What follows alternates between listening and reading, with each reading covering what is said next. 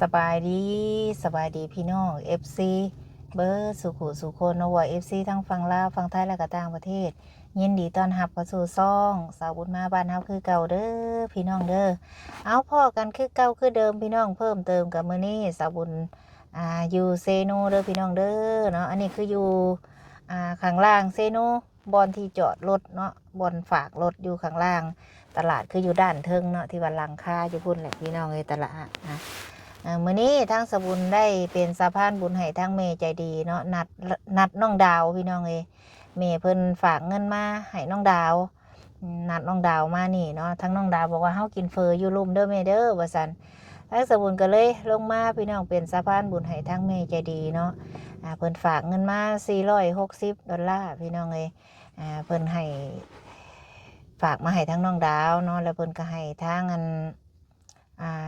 สบุญเติมน้ำมัน60แต่เอามาเป็นเงินกีบเนาะก็สิมามอบให้ทั้งน้องดาวนี่ก่อนอื่นก็ขอบคุณเด้อแม่เด้อที่ไว้วางใจแล้วก็ให้เป็นสะพานบุญให้ขอบคุณแม่หลายๆเนาะขอให้แม่อยู่ดีมีแห้งสุขภาพเข้มแข็งความเจ็บบ่ให้ได้ความไข้บ่ให้มีคิดสิ่งใดก็ขอให้สมความมุ่งมั่นปรารถนาทุกสิ่งทุกอย่างให้แม่อายุมั่นขวัญยืนเด้อให้สุขภาพร่างกายแข็งแรงเอาเนาะดีใจน้ำน้องดาวพี่น้องที่มีแม่หักคอยซัพพอร์ตแล้วก็ผู้ใหญ่เพิ่นหักเพิ่นแพงเนาะทั้งซี่แหละผู้ใหญ่เพิ่นบ่ได้ต้องการหยังดอกพี่น้องเอ้ยที่เพิ่นช่วยเหลือไปแล้วก็ได้มีแต่เพิ่นเอาให้เพิ่นบ่ได้หยังดอกนำผู้ที่เพิ่นช่วยไปมีแต่เฮาอย่าเฮ็ดให้เพิ่นเสียใจเท่านั้นเนาะเพราะว่าที่เพิ่นช่วยเหลือมาเพิ่นเฮ็ดให้เฮามื่นตาอ้าปากได้มีบ่อนอยู่เพิ่นเซามีเฮือนมีซ่านแล้วก็ซื้อรถไถให้คือน้องดาวนี่ก็คอยซัพพอร์ตฝากเงินมาให้เนาะก็คิดว่าเป็นลูกเป็นเต้านี่แหละพี่น้องผู้ใหญ่เพิ่นบ่ได้ต้องการหยังขอให้แต่เฮาเป็นคนดีซ้ำนี่แหละพี่น้องเอ้ยที่ผู้ใหญ่เพิ่นต้องการเนาะเอ้าเดี๋ยวสิหาทั้งน้องดาวก่อนเราอยู่ไสวุเราบอกว่าเรากินเฟออยู่ตารางอยู่ทางใต้นี่แหละว่าซั่นเอ้าเดี๋ยวสิลงไปหาทั้งน้องเพิ่นก่อนเอ้าพี่น้องเอ้ยอันนี้ก็คือตลาดเซโนอยู่ด้านเทิงพุ่นแหละตลาดเซโนอันนี้คือบ่อนจอดรถบ่อนฝากรถเด้อพี่น้องเด้ออยู่แถวนี้บ่อนฝากรถอยู่นี่ฮะใส่เด้ทางน้องดาววัดนี้คือว่าเฮานั่งกินเฟออยู่ลุ่มพี่เด้อว่าซั่นดูเพิ่นบ่อันนี้คือบ่อนฝากรถพี่น้องฝนตกก็สิประมาณนี้เนาะก็ยังดีเด้พี่น้องเอ้ยบ่ได้ขึ้นไปด้านเทิงมานัดทางน้องดาวพี่น้องเอ้ย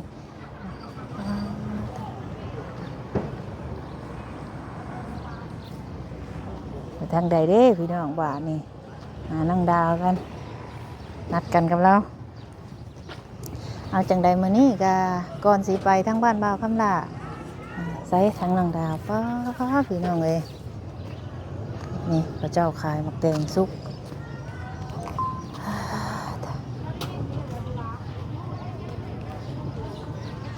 คนหาอยู่ได้พี่น้องเด้ออันนี้บอนฝากรถใหญ่บอนฝากรถไทย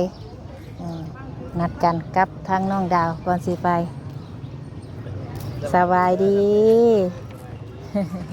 กินแล้วแหละสบายดีมาฮอดแต่โดนแล้ววะล่ะมาแล้วก็โตหาทั้งแม่แต่ก็คือลงมาพากันกินยังเมื่อกี้นี่กินกระเปียกมองเลยเนาะคุยกันปะไปพากันนับไปพี่ก็ได้หาบ่มีหม่องอยู่ได้เพื่อมาเวนนั่นเองพี่น้องเอ้ยไซโลเบิ่งยังแน่แล้วยังไม่ได้หลอกมาหรอกฮะโตหาทั้งแม่แล้วก็ลงบอกว่าท่านได้เลาะเบิ่งบ่ยังยังบ่ทันได้เลาะเบิ่งยังบ่มีหม่องนั่งได้เฮยอยู่นี่เนาะมีโต๊ะบ่ไปซะมีโต๊ะอยู่บนหลังตลาดได้พี่น้องเอ้ยนี่หลังตลาดอยู่นี่บ่แม่นมีตะกี้ใกล้ปะฮะเอาก้นถูเลยบ่นั่งกระบะรถแม่เพิ่นนะไปฝนขี้ตกเด้พี่น้องเป็นจังได๋ดำให้ดำหน้าแล้วบ่ยังฝนบ่ตกบ่ทันได้ดำพอกกนี่ดำแล้วดำฮอดครึ่งแล้วโอ้ดำฮอดครึ่งโอ้ยใจเย็นๆเดือน8ยังควงหน้าอยู่ยังเหลือหน้าประมาณ20เฮ็ดน้ำกันบ่เลยน้ำพอเฒ่ายังเฮ็ดน้ำกันบ่เลยเฮ็ดน้ำกันบ่เลยยังเหลือกับโบราณยังเหลือประมาณฮอดบ่ซาวหายประมาณนี้แหละน้าแม่ก็ยังบ่ทันได้แล้วคือกันเลยยังหลายคือกันเฮ็ดหน้าก่อนฝนบ่ฝนบ่ตกก็พากันเฮ็ดหน้าเอาหน้าไม่ใช่ดำจ้ะน้ำฝนบ่น้ำฝนจ้างเขาดูด จ้างเขาดูด โดยจ้างเขาดูดให้ จ้างเนี่ยได้จ้างเขาดูด แบบก็ไปหาเพิ่นแบบให้เพิ่นอัดเยอะแบบว่าง่ายก็แบบเศร้าจักเพิ่นได้มาดูด โอ้สาวจักเพิ่นไปนั่งอยู่กระบะรถไปไปเศร้าจักเขาเจ้าว่าซั่น โดย เศร้าแต่ละเทื่อเขาได้เขาเจ้าเอา บางเทื่อก็บ่แพง อืม ประมาณแสนนี่แหละ มื้อหนึงบ่เอาเป็นมื้อบ่ โดย เอาเป็นมื้อหนึงเอาชูเจ้านั่งอยู่พี่ก็ได้ถ้ากันนั่งเนี่ยมันบ่มีหม่องนั่งเด้ถ้ากันดำได้อันครึ่งหนึงแล้วสิแล้วที่งามอยู่บ่เข้าปีนี้ ก็บ่ฮู้กันบ่งามปานใด บ่งามปานใด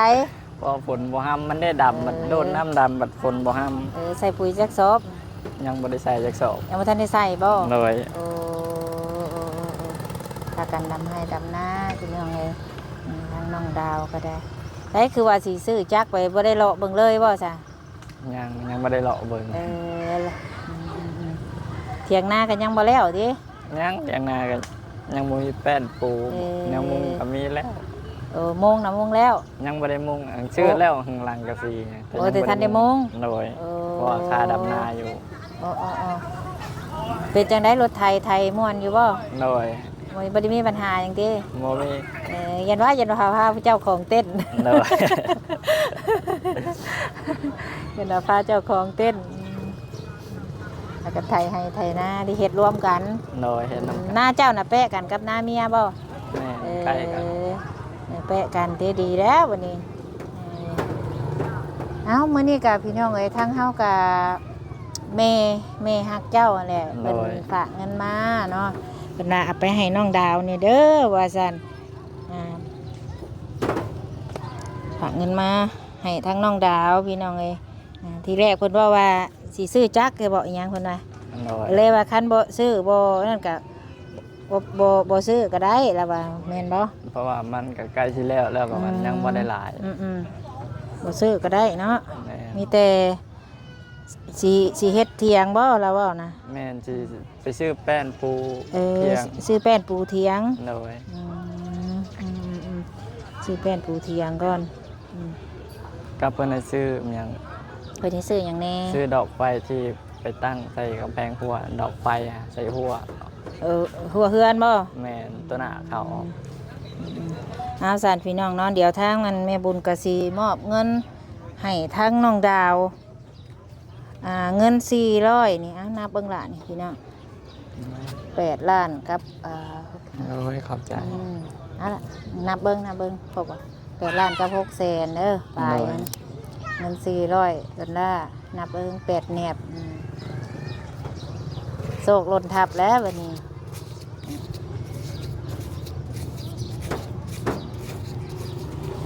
ถือว่ามอบเงินให้ทั้งน้องเพิ่นพี่น้องแบบว่าทางแม่เพิ่นก็ฮักทั้งน้องดาวฮักคือลูกคือเต้าอย่างนี้เลยก็เลยมอบเงินให้8ล้านกับ6แสนเนาะเงิน400ดอลลาร์นับน้ำพัวนะแม่นี่ก็ได้ นับเป็นอยู่บ่ ดีแล้วเจ้าได้มาอยู่กับน้องดาวมีทางผู้ใหญ่คอยซัพพอร์ตหายากได้นี่เงิน8ล้านปลายเด้อบัดนี้มอบให้ทั้งน้องเป็นที่เรียบร้อยแล้วก็ขอบใจทางแม่หลายๆเนาะที่ว่าให้เป็นสะพานบุญให้เด้อแม่เด้อให้อยู่ดีมีแรง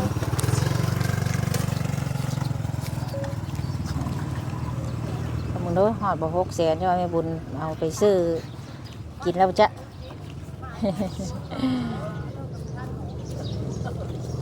หอดบ่ โดย เอาดีใจน้ำหักกันเพลงกันเด้อสมกับที่ผู้ใหญ่เพิ่นหักเพิ่นเพลงคุณเจ้าอย่าไปให้กัน โดย ดาวให้เก่งอยู่บ่บ่ได้ให้กันบ่เอ้ยมี2คนหนึ่งอย่าให้กันเถอะ ดีแล้วเฮ็ดเฮียซะเด้อบาดนี้เพิ่นให้ซื้อหยังแน่มามื้อนี้ ก็เพิ่นให้ซื้อข้าวบ่แล้วเพิ่นไปเลาะเบิ่งต้นมะม่วง เพิ่นให้ซื้อข้าว ใส่ถุง ใส่ได้ล่ะจะได้ใส่กายทงได้เพิ่งเงินมึงดูเดี๋ยวสิถ่ายรูปเอาดีใจนำเด้อบัดนี้เด้อขอบคุณแม่เพิ่นเด้อ โดย นี่แหละมีผู้ใหญ่หรือว่ามีแม่ฮักคอยซัพพอร์ตก็โชคดีแล้วเจ้านะอย่าเฮ็ดให้เพิ่นผิดหวังเด้อ โดย ส่วนหลายเพิ่นฮักและเฮ็ดให้เพิ่นสั่งก็ได้คันว่ามันอยู่ที่โตเฮาเด้ โดย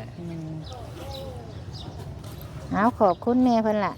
ก็ขอบคุญขอบคุณเด้อทั้งแม่น้องที่ให้เงินจำนวนนี้แล้วก็ให้ทั้งลูกซื้ออยู่ซื้อกินเนาะสปอร์ตลูกมาตลอดขอให้แม่อยู่ดีมีแห้งสุขภาพร่างกายแข็งแรงทั้งแม่ทำธุรกิจขอให้แม่รับเดินไปข้างหน้าเด้อสาธุ ขอบใจทั้งแม่บุญเด้อเนาะที่นำเงินจำนวนนี้มาให้ขอให้แม่บุญไปใส่มาใส่ทำธุรกิจการค้าการขายขอให้รุ่งเรืองไปข้างหน้าเด้อ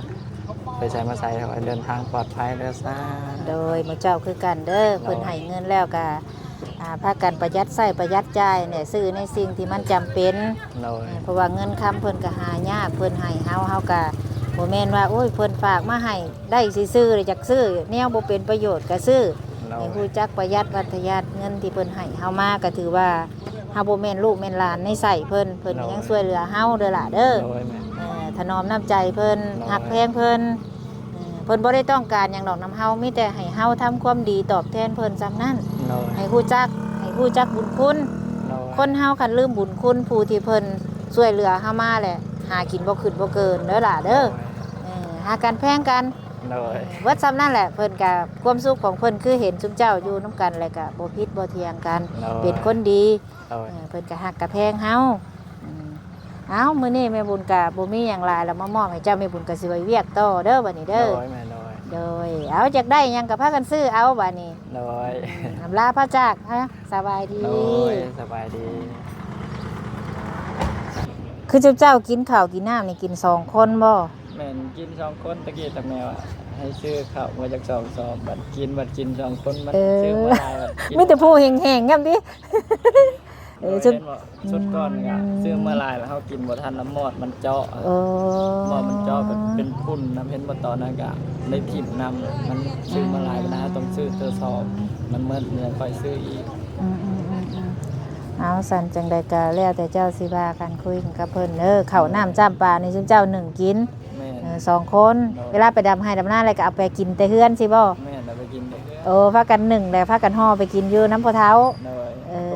ก็ อ เพิ่งเทื่อก็ทั้งข้าวเช้า1เพื่อแล้วก็แม่นบ่ได้นึ่งอยู่ อืมนี่แหละเฮาก็ดีแล้วแหละมีเมียแหละมีพอเฒ่าตานาย โดย เฮาดีน้ำเพิ่นเพิ่นก็ดีน้ำเฮา โดย ทั้งเจ้าก็ได้คันเฮาบ่ดีกับเมียกับป้าได้เนาะน่ะ โดย เอามีแต่ฮักกันแพงกันนี่ล่ะเดี๋ยวแม่บุญก็สิไปเวียกต่อกันเด้อล่ะเด้อผู้ใดมื้อใดมีโอกาสสิแวะเข้าไปเล่นน้ำอยู่เฮือนก็ได้ โดย แม่บุญก็สิขึ้นไปทางบ้านเจ้าพุ่นแล้วมื้อนี้